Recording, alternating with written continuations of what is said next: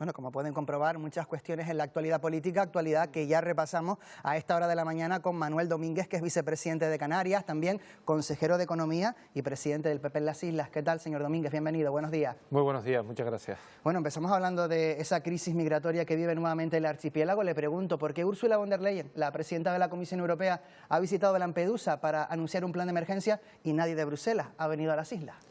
Bueno, yo creo que tiene una respuesta muy clara y es que si el gobierno central no te considera para atender a este problema como un problema de Estado, no lo va a hacer Europa. El primero que tiene que dar el paso es el gobierno central.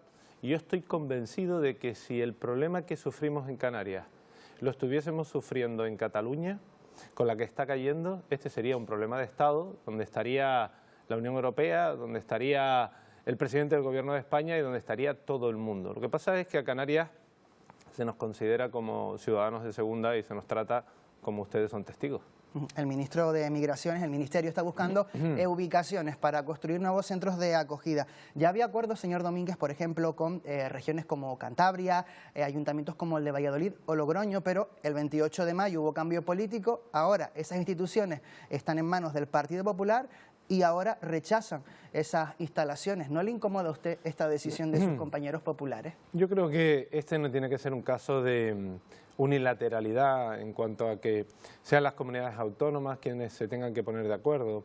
El hecho de la solidaridad, el Estado, desde mi punto de vista y de la mano de la Unión Europea, como sucede con cualquier otro tipo de migración de otro lugar del mundo, tiene que actuar y tiene que ser quien gestione las derivaciones.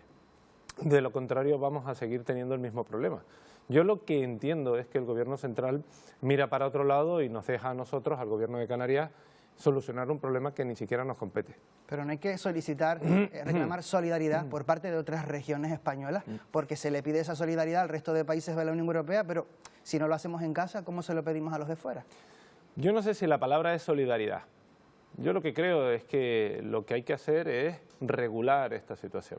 Y tiene que ser el gobierno quien decida cómo hacerlo. Y cada uno tiene que asumir su responsabilidad, porque da igual que entren por Cataluña, que entren por Canarias, que entren por Valencia. La situación es que hay personas que se están jugando la vida, personas a las que tenemos que cuidar, que tenemos que atender y que por lo tanto tenemos que considerar también que en Canarias hay personas a las que tenemos que cuidar, que somos los que vivimos aquí, y quienes no tenemos la capacidad ni económica ni física de poder responder a la masiva llegada de inmigrantes irregulares.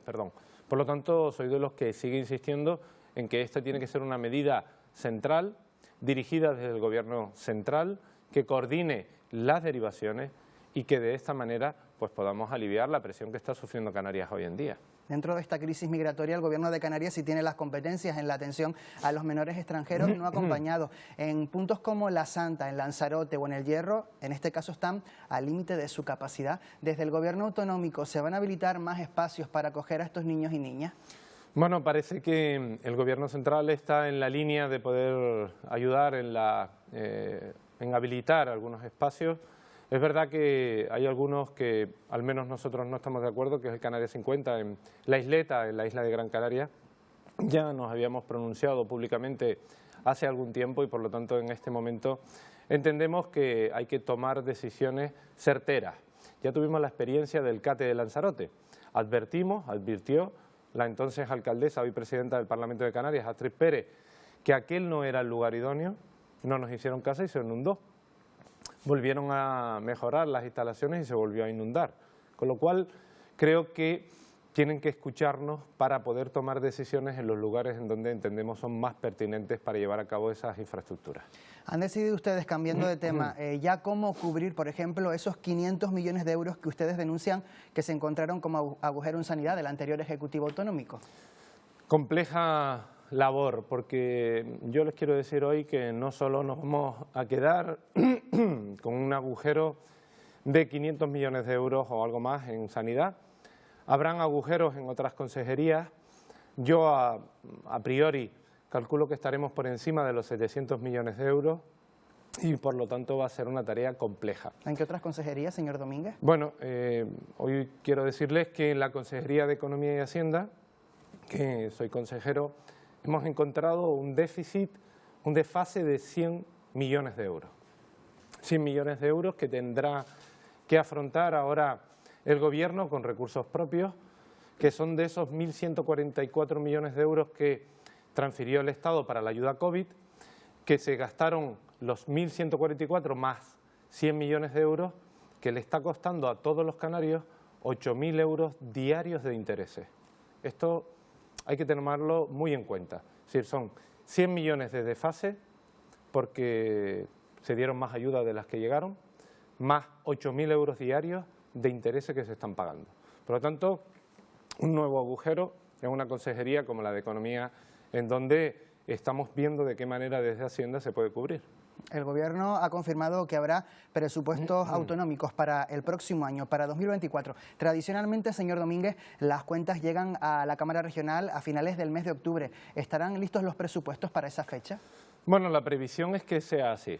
Es verdad que vamos un poco, y permítanme la expresión, de llevar la lengua afuera porque hemos llegado al Gobierno con muchos imprevistos, entre ellos los incendios, el cero energético.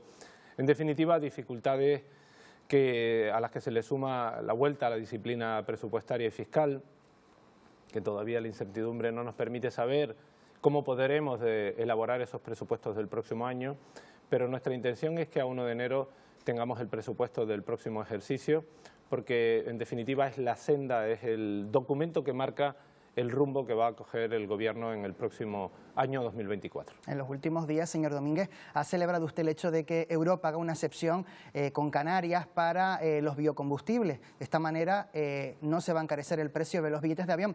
No ocurre lo mismo, no va a ocurrir lo mismo en el caso del tráfico marítimo, sobre todo de mercancías. Los estibadores apuntan a que puede haber pérdidas millonarias porque los barcos se vayan a puertos africanos. En el caso del transporte marítimo, ¿hay margen para que Europa también haga esa excepción? Yo creo que hay margen para que haga esa excepción, hay margen para que Canarias presente un plan exhaustivo, detallado de ahorro de CO2 y que, por lo tanto, también mermen o nos den un plazo mayor para los derechos de emisión, que vienen a encarecer los billetes de avión y que, en definitiva, también vienen a perder o a darnos pérdida de competitividad en Canarias.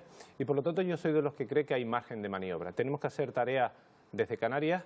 No podemos ir con las manos vacías a la Unión Europea, tenemos que llevarles un plan de actuación y con ese plan de actuación yo estoy convencido que tanto en el transporte marítimo como en el transporte aéreo tenemos margen de maniobra para reducir los costes, evitar la pérdida de competitividad y por lo tanto pensar también en el cambio climático indiscutiblemente. Miramos ahora al Congreso de los Diputados. Ayer, me imagino que estará al tanto, ya se utilizaron las lenguas cooficiales en ese pleno. ¿Usted cómo lo ve? ¿Lo considera innecesario?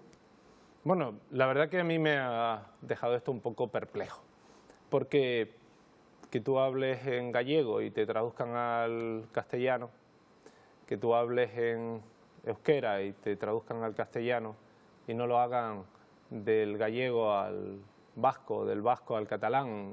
En definitiva, teniendo en cuenta que es verdad que tenemos que enriquecer culturalmente este país y que las lenguas cooficiales y siempre que se consideren como tal son necesarias y que debemos protegerlas. Manifestaciones públicas como el portavoz de Esquerra a mí me chirrían mucho. Dijo, no me importa que se hable castellano en el Congreso de los Diputados. Estas son situaciones que vuelven a manifestar una vez más que la intención de algunos no es enriquecernos culturalmente, no es proteger esas lenguas, sino marcar aún más el separar España, el dividir España. Y yo creo que ese no debe ser el objetivo. Y una última cuestión, muy breve, una pregunta directa. ¿Irá usted este fin de semana al gran acto convocado en Madrid por el PP contra una hipotética ley de amnistía? Sí, estaré allí, si Dios quiere, apoyando no solo a mi partido, sino a la Unión de España, que es lo que entendemos y es por lo que hemos dado un paso al frente estando en la política activa. Pues Manuel Domínguez, vicepresidente de Canarias, consejero de Economía, también presidente del Partido Popular aquí en las Islas. Gracias por habernos acompañado esta mañana. Muy buenos días. Nada, muy buenos días. Muchísimas gracias.